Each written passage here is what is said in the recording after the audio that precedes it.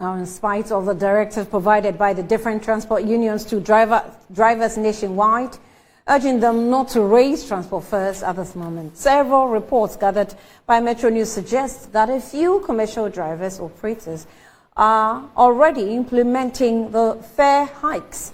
Here are further details of what our investigations revealed.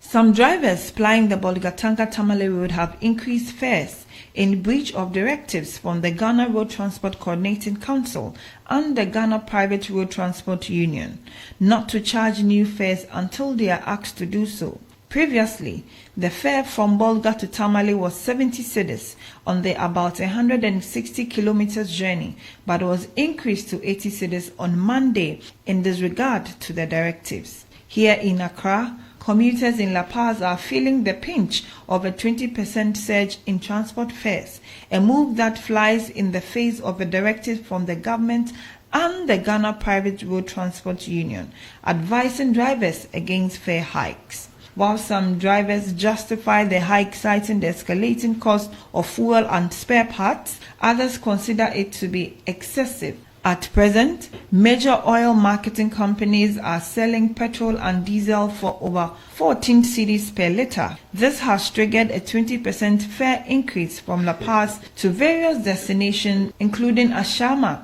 Tema, Pampam and Dawenya. Consequently, operators argue that they cannot wait for the agreement between the government and the transport associations. In light of this, commuters are voicing their concerns about the financial burden imposed by these fare increases. The GPRTU and GRTCC last week in a statement urged commuters not to pay any proposed new transport fares yet to receive official approval. The announcement was passed in response to the Transport Operators Union and the Concerned Drivers Association of Ghana declaring a 30% increase in transport fares effective April 13, 2024.